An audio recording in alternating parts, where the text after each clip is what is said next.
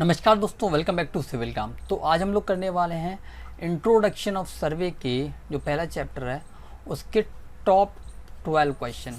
Chapter छोटा है तो क्वेश्चन ज़्यादा मिल नहीं पाए, तो जितने क्वेश्चंस हैं इंपॉर्टेंट सारे क्वेश्चन बहुत ज़्यादा इंपॉर्टेंट होने वाले हैं, उन सभी को करेंगे हम लोग। वीडियो लास्ट तक देखना। क्वेश्चन दोनों लैंग्वेज में होने वाले हैं, हिंदी इंग्लिश दोनों में।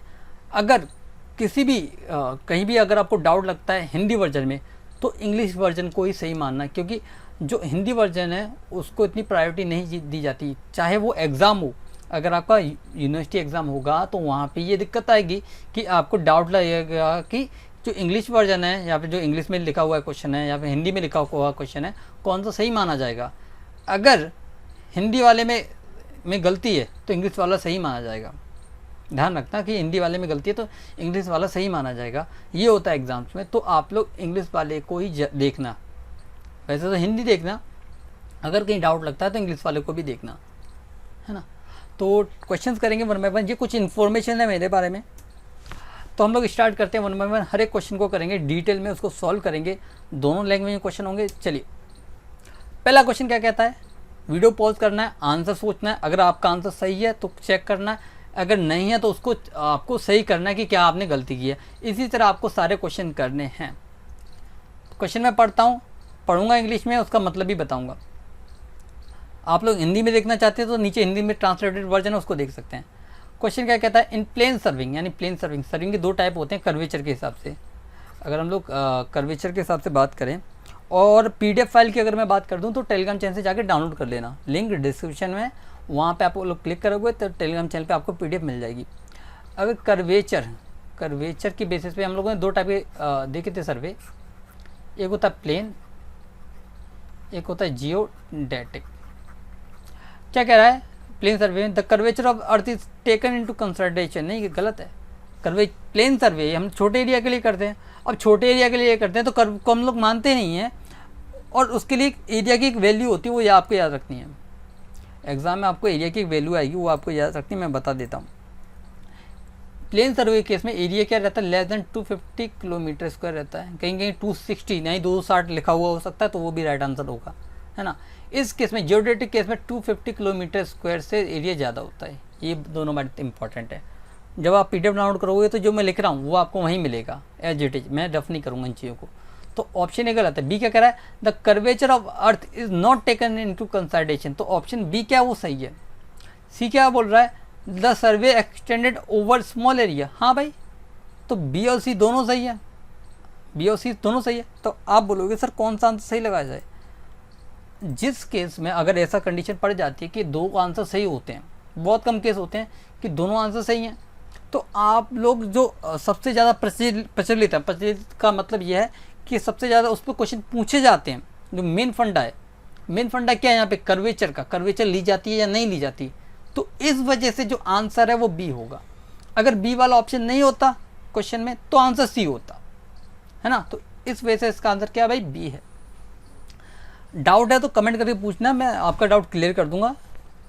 ओके, तो चलो अगला क्वेश्चन क्या कहता है, in geodetic survey the curvature of earth is taken to consideration, यानी कि जब हम लोग जियोडेटिक सर्वे करते हैं तब जो अर्थ की कर्वेचर है यानी वक्रता है उसको मानते हैं। हाँ भाई मानते हैं, लिमिट भी है उसकी। अगर 250 किलोमीटर स्क्वायर से ज़्यादा एरिया है तब हम लोग ये काम करते हैं।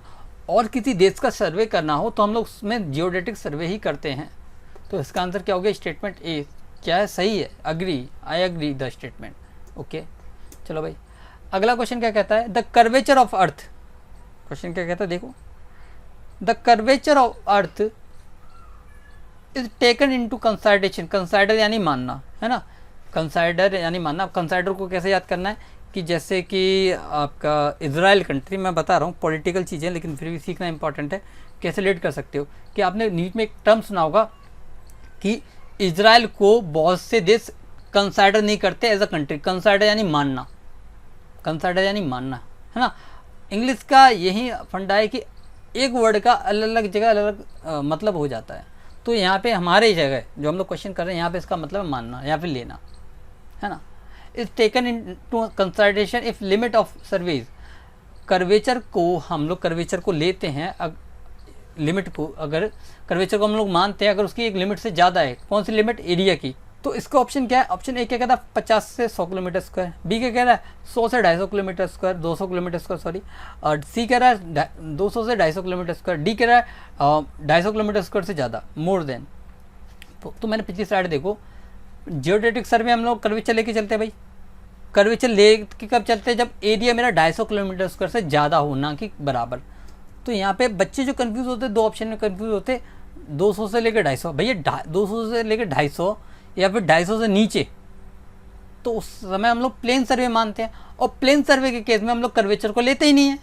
लेकिन यहाँ क्या बोल रहा है, कर्वेचर को मानना है, और कर्वेचर को मानना है तो जियोडेटिक सर्वे होगा, है ना। अगर कर्वेचर को मानना है तो जियोडेटिक सर्वे होगा, और जियोडेटिक सर्वे होगा तो एरिया मेरा ज़्यादा होगा 250 से 250 किलोमीटर स्क्वायर। तो आंसर क्या हो गया, ऑप्शन नंबर डी, डी हो गया। चलो अगला question, in order to determine the natural features, जहाँ भी नेचुरल फीचर्स की बात आ गई ध्यान रख लेना, सीधा आंसर करना टोपोग्राफी, वो टोपोग्राफी सर्वे में आता है, ध्यान रखना, सीधा फंडा, इस पॉइंट को पकड़ लो, या नेचुरल फीचर्स आ गया, वैली, रिवर, लेक, तो कौन सा सर्वे होता है, वो टोपोग्राफिक सर्वे होता है। टोपोग्राफी ऊपर से देख के करते हैं, तो इसका आंसर क्या हो गया आपका डी, सीधा याद कर लो, ऑप्शन भी नहीं बता रहा हूँ मैं। कैडेस्ट्रल सर्वे क्या होता है, बाउंड्री लाइन यानी प्रॉपर्टी लाइन के लिए होता है, ये याद रख लेना, जहाँ भी प्रॉपर्टी या फिर बाउंड्री की बात आएगी वो कैडेस्ट्रल सर्वे हो जाएगा।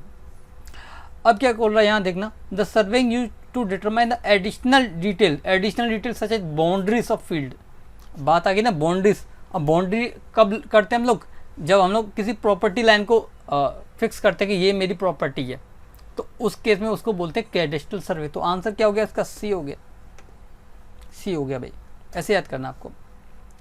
अब क्या बोल रहा है छठवां question, the fundamental principle of surveying is to work from the, तो जो fundamental of principle of survey दो टाइप के हैं, दो प्रिंसिपल होते हैं, एक होता है, एक में दो होते हैं, मैंने एक होता है आपका रेफरेंस के अकॉर्डिंग, है ना, जिसमें आपका एंगल मेजर करते हो या फिर आपका डिस्टेंस मेजर करते हो, उस पे बेसिस है। और पहला, ये तो दूसरा हो गया, पहला है क्या वर्क फ्रॉम होल टू या फिर पार्ट टू होल या होल टू पार्ट, ये वाला। अब देखते हैं कौन सा इसमें लिखा है, दो होते हैं प्रिंसिपल फंडामेंटल, लेकिन दो में से कौन से की बात कर रहा है ये देखते हैं हम लोग। ऑप्शन ए बोला है होल टू पार्ट, बी बोला पार्ट टू होल, तो यानी कि पहले वाले की बात कर रहा है, तो हम लोग होल टू पार्ट करते हैं, कैसे करते हैं, होल टू पार्ट। अब भैया होल टू पार्ट डी क्यों करते हैं, पार्ट टू होल क्यों नहीं करते, क्योंकि होल टू पार्ट करने से क्या होता है, जो एक्यूमुलेशन ऑफ एरर है, यानी कि गलतियों को इकट्ठा होना, वो नहीं होता। अब गलतियाँ इकट्ठी नहीं होगी तो बड़ी नहीं होगी, अब बड़ी नहीं होगी तो गलती कम ही रहेंगी, है ना, तो इस वजह से करते हैं। तो इसका आंसर क्या हो गया, मेरा आंसर हो गया ए, सी डी कहीं है ही नहीं, ऐसा कोई फंडा ही नहीं है, हाई लेवल लो लेवल ऐसा होता ही नहीं है ना। Work from whole to part या पार्ट टू होल, इसमें कंफ्यूज होते हैं बच्चे, क्या होता है होल टू पार्ट, बाहर से अंदर क्योर करना। चलो अगला क्वेश्चन क्या कहता है, the working from whole to part is done in surveying in order to ensure that, हम बाहर से अंदर की ओर जो सर्वे करते हैं तो क्यों करते हैं भाई, ए बोल रहा है survey work is completed more quickly, क्यों जल्दी हो जाता है, नहीं ऐसा तो नहीं है भाई, लगेगा बहुत लोगों को आंसर लेकिन ऐसा नहीं है। नंबर ऑफ एरर मिनिमम, ये भी सही है भाई। Plotting is done more quickly, तो ये तो गलत है। डी क्या बोला, error and mistake of one portion do not affect the remaining portion, तो सबसे जो सटीक आंसर है, बी और डी में बच्चे कंफ्यूज होते हैं, लेकिन सबसे जो सटीक आंसर है वो क्या है, वो है डी। अब क्यों है भाई, क्योंकि ये मेरा कोई एरिया है, अगर मैं इसको ऐसे डिवाइड कर दूंगा तो इस एरिया में जो भी मेरी गलती है वो इस एरिया में नहीं जाएगी, तो गलती दूसरे एरिया में नहीं जाएगी तो बढ़ेगी भी नहीं। तो यही फंडा है कि एरर जो एक एरिया की है दूसरे एरिया को प्रभावित नहीं करती। तो आंसर क्या हो गया, डी हो गया इसका। चलो अगला क्वेश्चन की ओर देखते हैं। क्वेश्चन क्या कहता है, in which type of survey only linear measurement are taken, कौन सा सर्वे होता है जिसमें लीनियर मेजरमेंट ही लेते हैं भाई, सीधा फंडा है। Contouring, dumpy level, chain survey, theodolite. क्या क्वेश्चन है, सिंपल आंसर है चेन सर्वे, बच्चा बच्चा बता देगा, है ना। तो इसका आंसर क्या है मेरा, चेन सर्वे इसका आंसर है, जिसमें हम लोग सिर्फ लीनियर मेजरमेंट लेके चलते हैं। अगले क्वेश्चन क्यों देखते हैं, hydrographic survey deals with the mapping of, जैसे आप लोगों ने पढ़ा होगा हाइड्रोलॉजी, हाइड्रोलॉजी पढ़ा होगा या नहीं पढ़ा होगा, या फिर हाइड्रोलिक्स तो पढ़ा होगा कंफर्म। हाइड्रो माने होता है वाटर, सीधा फंडा, हाइड्रो माने होता है वाटर, पानी, और पानी से रिलेटेड जितने भी सर्वे होते हैं वो आते हैं हाइड्रोग्राफिक सर्वे में।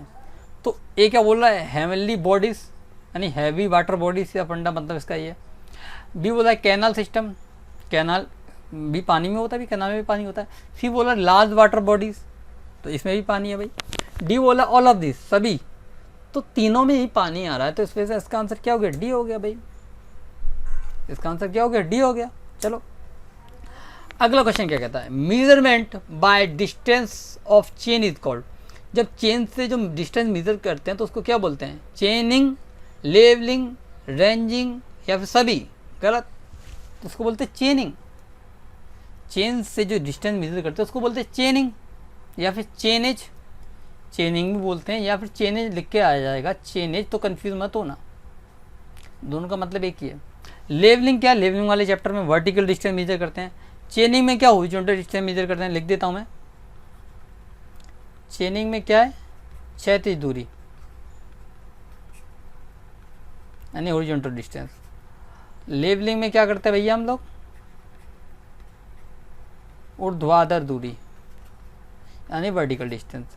और रेंजिंग में क्या है, इंटरमीडिएट पॉइंट देखना, इंटरमीडिएट पॉइंट इस्टेब्लिश करना, है ना, मध्यवर्ती बिंदु स्थापित करना। तो उसका आंसर क्या हो गया मेरा, ए हो गया। सिंपल क्वेश्चन थे। अगला क्वेश्चन देखते हैं हम लोग। The instrument attach to wheel of a vehicle in order to measure the distance travel is. देखिए कोई मेरा पहिया है, उस पर मैंने कोई इंस्ट्रूमेंट अटैच कर दिया जिससे वो मेरी डिस्टेंस कितनी मैं चल रहा हूँ वो बता दे, साइकिल पे या फिर किसी भी गाड़ी पे जिसमें पहिया हो उसमें बात कर रहा हूँ, तो उसको क्या बोलते हैं, तो उसको बोलते हैं ऑडोमीटर। उसको क्या बोलते हैं, ऑडोमीटर। स्पीडोमीटर में क्या है, ये कुछ नहीं होता।